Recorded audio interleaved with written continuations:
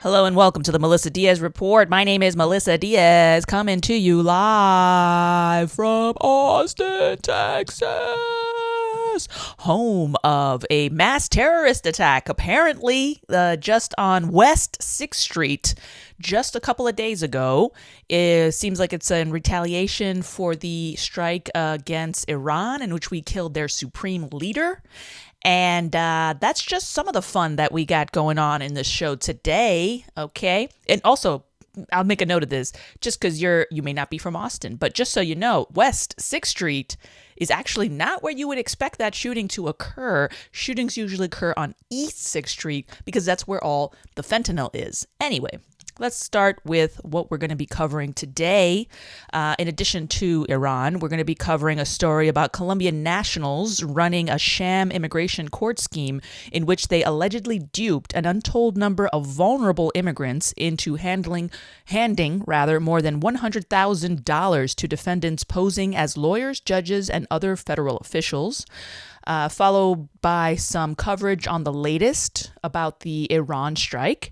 And then we're going to end with the Shia LaBeouf Channel 5 interview, which happened also a few days ago. And that's a little bit of a taste of American culture and international affairs and domestic news. So let's get started. Are you ready? Are you ready? Let's do it. Well, first off, let's cover a little bit of my personal life. What's been going on? Well, apparently babies, coming closer. Babies have nightmares, apparently. Nightmares upon nightmares upon nightmares. And what do they have nightmares about? Who the hell knows? Who could fathom what a baby could possibly know to be afraid of? And what's one perspective. That's one way to look at it. The babies have got it pretty gosh darn good. And maybe I'm projecting a little because of the effort I put into curating her life. And so, in my ignorance and my pride, I just want to know or feel sure that I'm giving her safety, security. What could she be afraid of? What could she be afraid of? However, realistically, I remember being little. And also, if you think about it, what wouldn't a baby be terrified of in the world growing? Everything is, a little baby is just living in Wonderland, Alice in Wonderland, but in the way where, like that Batman movie villain scene with the guy with the mask. What's his name? I forgot his name. All my friends in high school who like comic books would be so mad at me right now. But the guy with the, Darth Vader light, where he's like, "Yo, Billy, we're in the darkness. I was born in the darkness." Babies are literally born in the darkness, right? They're in a dark place. They come out into this explosion of light and sound, and psychotic nurses hopped up on whatever drug pills they managed to swipe from the medicine cabinet in the hospital that they work in, just giggling over them in some manic euphoria God complex that they probably develop from the drug, the Xannies, and the meth salts and the pure unadulterated fentanyl that they have access to, and that plus helping people give birth and what that does to their psychology. Nurses are insane and they're creepy and they're great actually, but it's quite a personality, a nurse. And those are the first people a baby interacts with, so it's already a little sus to come out of that canal into the arms of some Xannied up nurse with a God complex. Then, you got to deal with all kinds of stuff that you don't understand. And also people are sticking needles in you and all kinds of stuff is happening. So yeah, I guess there, in retrospect, is a ton of things to be terrified of as a baby. And it only seems to get worse and worse. Also, babies don't really have a sense of reality. Their dreams kind of mash into reality, and they kind of don't know the difference. So yeah, I guess you could just have some crazy dream of like your mom with no face suddenly, something gets rebooted in your brain the wrong way. Anyway, I take it back. God damn, I feel so bad for her, man. She must be having some crazy nightmares. Moving on. We don't have time to really dwell on my baby psychology. However, we do have the news to cover. So let's get started, shall we? All right. So first off, we're going to start with Colombian nationals run a sham immigration court scheme in which they allegedly dupe an untold number of quote-unquote vulnerable immigrants into handing over more than $100,000 to the people being tried right now, the defendants, and they were apparently or allegedly posing as lawyers, judges, and other federal officials. In some kind of Looney Tunes universe we are living in currently, is what it feels like. This is occurring, okay? I don't know if you've ever seen that movie, The Sting, with Robert Redford and I forgot the name of the other actor. It's a great, fantastic movie. The Sting is basically this. The plot is, these two hucksters, these two scam artists, basically scam this like mafia boss or something, like this Irish mob guy, baddie dude, who just plays in a golf course, sociopathically deciding who's gonna get killed or this or that, and making money moves and all this stuff, and rigging the market, rigging betting, whatever that he's doing, right? So they basically create a fake illegal betting bar for this guy to go in, and then they basically fabricate the entire reality of this space to make the guy think that he's giving his money to horse betting or something like that. And in reality, they're just siphoning away all of his funds. I forget the details of it, but it's something like that. So at the end of it, they take everything. And it's just this gigantic, it's same production level as a murder mystery restaurant where you go and then the whole thing is just set up and it's fake, but it's fake, so it's different. So you're having like this good time, allegedly. One of you is, anyway, the one who paid for it, as a surprise to the other one who's just now sitting through it till it's over, I would imagine. So, I mean, I personally, please leave me under a bridge with drug addicts and let me do a murder mystery dinner there rather than go to one of those restaurants and have to smile through clenched teeth and eat subpar chicken as these failed millennial age actors try to regale me with a fake murder mystery that I now, on top of having to chew this tough chicken breast in this Caesar salad that I got, I have to also think through a fake murder, a fake one. It's like we have real murders to solve. We have Epstein. We have the supreme leader of Iran. We have lots of murders that we want to take looks at, and now we're going to go to a restaurant and just watch some fake murder mystery unfold while we eat, just some shitty Cobb salad that is just doesn't taste great, but you just kind of grit your teeth through it because your partner or friend thought it would be a great idea, or maybe like your employer, it's usually them, thought it would be amazing as a team building exercise. Those sociopathic, heartless oligarchs, or I guess they're not oligarchs, but they're like the middle management of oligarchs, and that's probably worse, actually. So anyway, okay, this is basically that, but criminal. This is basically like like a crime mystery thing, but you're in it, like you're the victim of it, and it's happening to you while you actually think you're in a court. And why did these? Okay, let's get into this story. Okay, this is according to the Gothamist. Basically, this is a report from them, and essentially, it's just these guys. They set themselves up as fake judges and lawyers and stuff to get immigrants to give them their money to pay for their fees, and that's really a commentary on.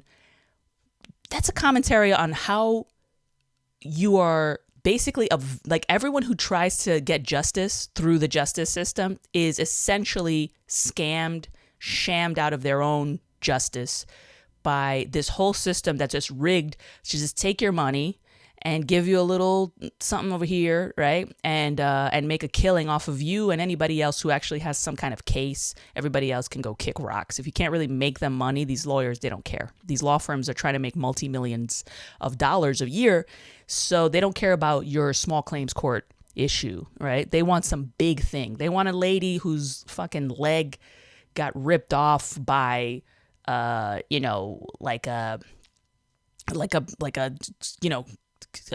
construction equipment or something, and then they can just sue an entire company. Like, they want to sue big companies out of millions, and then the companies do it because it's a slap on the wrist, but then they get away with it. The old lady is probably, living in a meth lab in Arizona anyway, so then you just give her like $500,000. That's more money than she'll ever see in her life, and also she's dying soon, so it's plenty. And then that lady can just go and live out the rest of her life with her 10 cats in a nice little condominium somewhere in Phoenix. You know what I mean? So that's law here. Law. And so it's not surprising that these people would fall for this scam, because how different is it from how much you feel like you're getting scammed when you're actually going to court? So in a real court.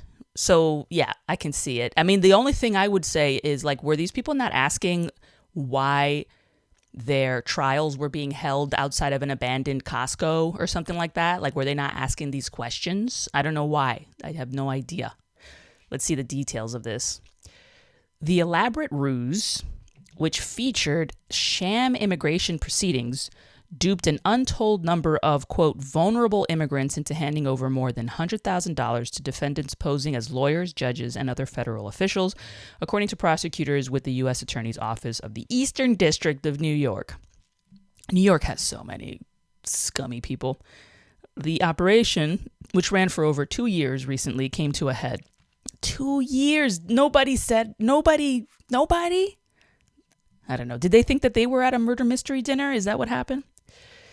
That doesn't even make sense as a joke. All right, let's move on. The defendants, who were charged with conspiracy to commit wire fraud, money laundering, and aiding and abetting the impersonation of a federal official, including Daniela Alejandra Sanchez Ramirez and Juan Sebastian Sanchez Ramirez, Alexandra Patricia Sanchez Ramirez, and Marilyn Yulitza Salazar Piñeta.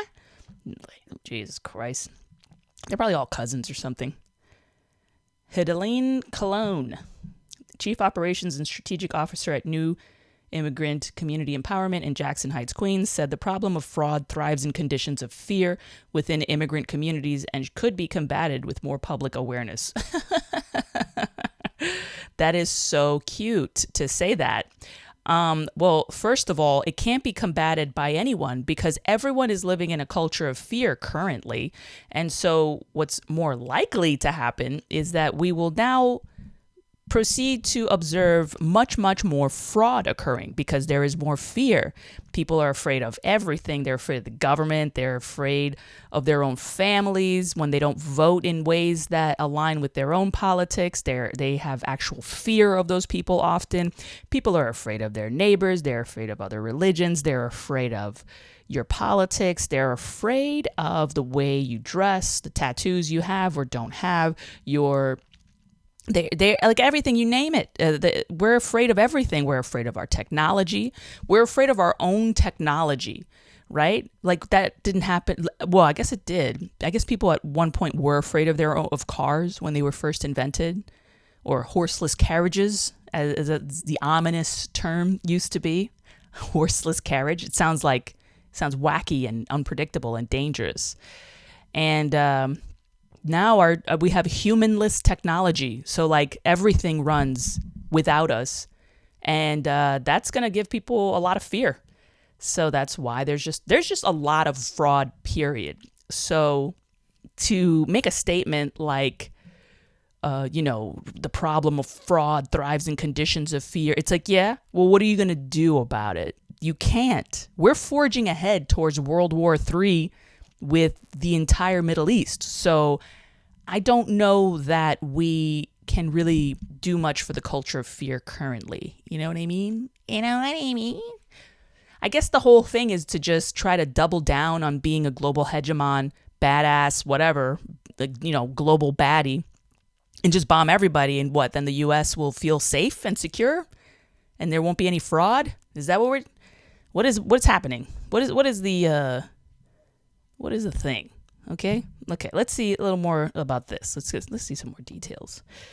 So, according to federal prosecutors, the alleged fraud featured fictitious video conferences that seemed to include all the trappings of an immigration court. Judges dressed in judicial robes, immigration enforcement officers, lawyers, government seals, court documents, and scenery that resembled courtrooms and government offices. Yeah, but were you not wondering, as the person who is the immigrant in question at this trial, were you not wondering why they were not wearing pants? Did you not wonder about that? Did you not wonder about the fact that they were all like their robes and other accoutrements all seemed to be cut off at the side? Like when they turned around, you would just see their bare backs and asses, like hospital robes almost. Did you not wonder about that? Did you not wonder about the sound of children playing in the background with some of them? Did you not wonder how like at least your lawyer, why did your lawyer look like he was in a public bathroom stall at times when the background glitched? Do you not wonder about any of this stuff? Did you not wonder about the, immigration enforcement officer's mustache falling off while he was swearing you in? Did you not wonder about that? Did you not wonder that the Bible looked suspiciously like an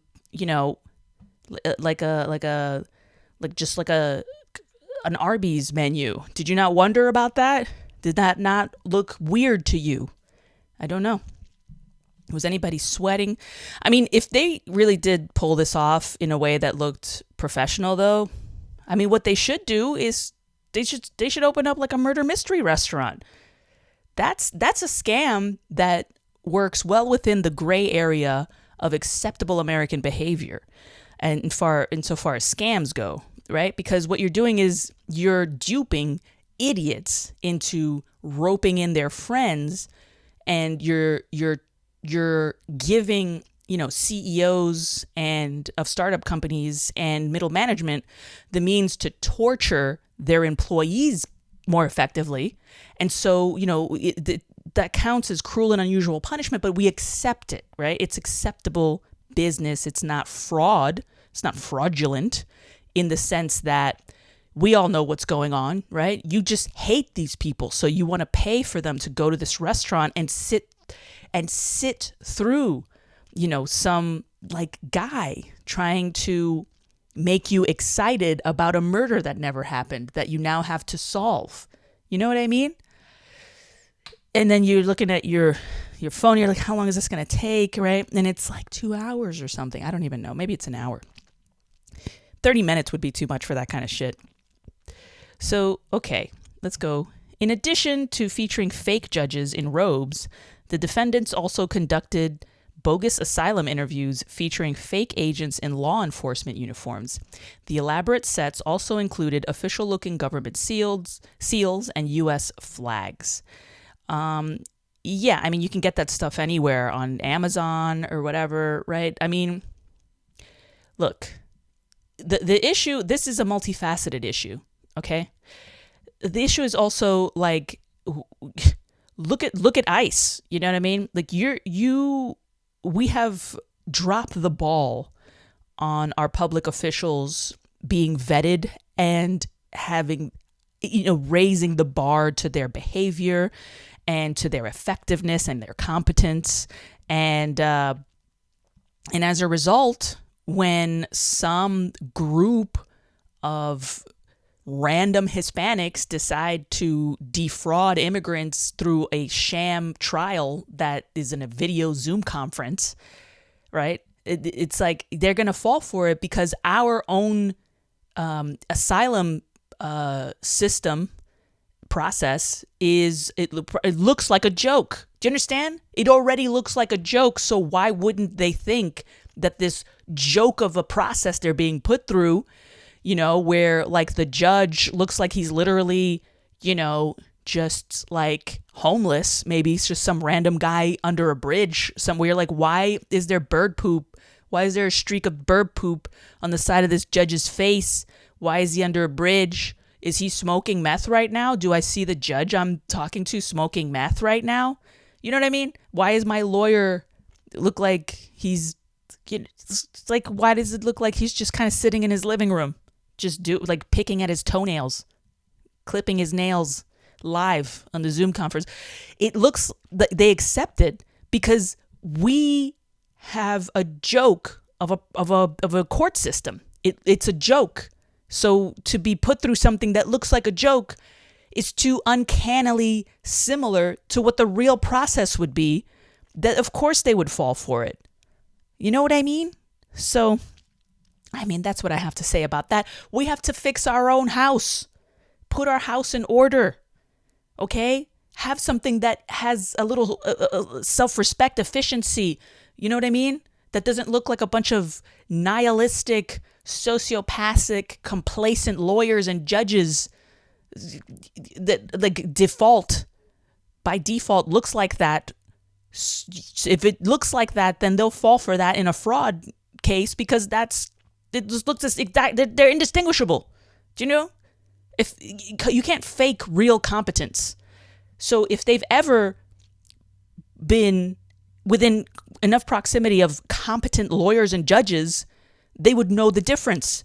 But because our actual court system is full of a bunch of people that are just there at that point for a paycheck, and they don't, and you go through the pipeline of BS that is the joke of a court system we have, you're gonna fall for it because there's no difference. In fact, it's better.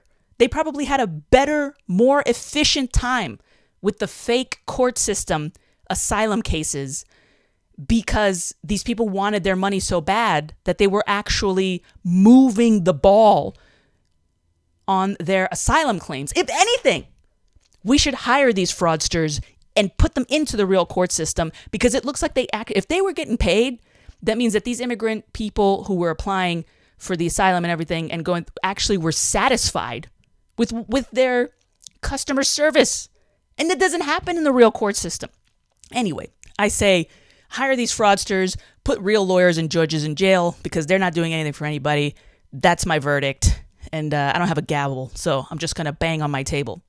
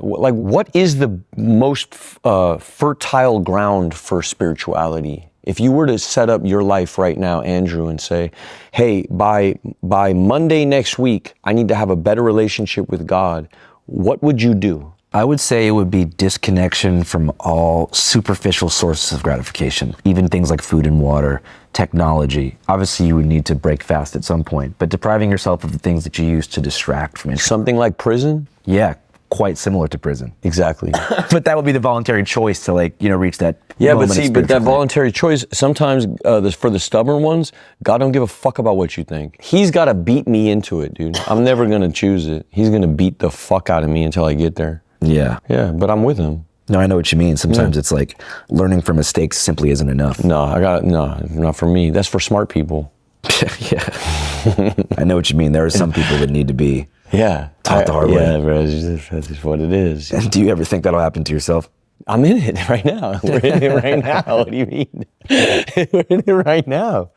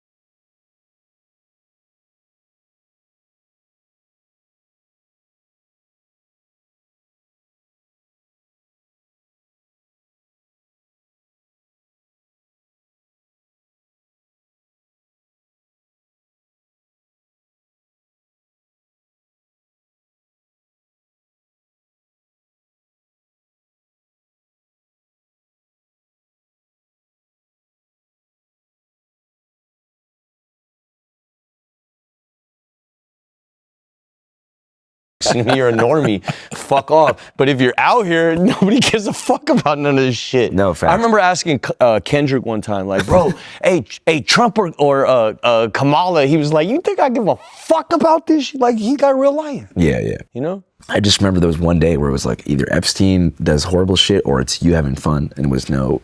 Right, so if you got to pick, hey, man, come with me. I'm the good one. Yeah, and you're not.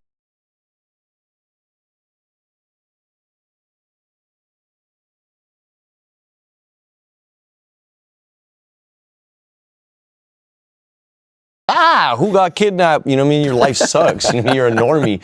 Fuck off. But if you're... Game over. That's all I need, Andrew. That's the end of it. I don't give a fuck what they say. Fuck it. We win. I don't give a fuck what they say. Bro, are you fucking kidding me, bro? Oh, I just broke my wall. Damn, dude.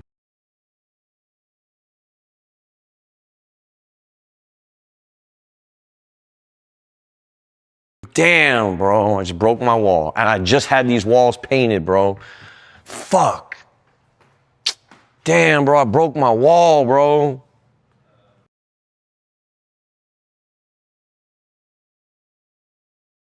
Oh, man, I was so excited. I'm gonna fix it, dude. I'm gonna fix it. Oh, damn, bro. I'm gonna fix it. Damn, Andrew, that's all I need to hear. That's all I need. Game over. It really is game over. Game over. Hey, God bless you.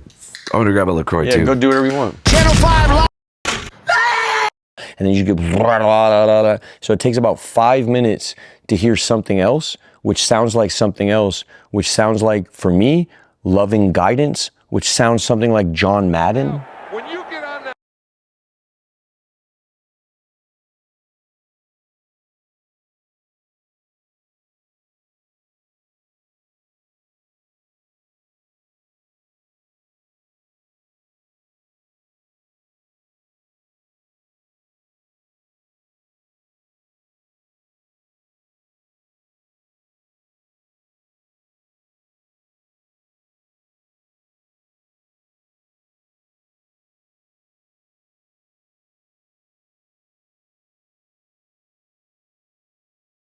sideline, It's loving, and it's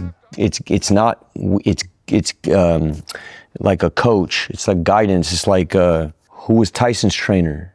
Customato. So you pick a voice, and you got like him, like Customato, and it's something like that. You shut the fuck up long enough, you're gonna hear your voice. It sounds like that weak little bitch that's always tripping out about this and that and that and this and that, and then you're gonna hear this other voice that's gonna sound like Customato, and he's gonna say something loving with some guidance attached. So shut the fuck up till you hear that. You got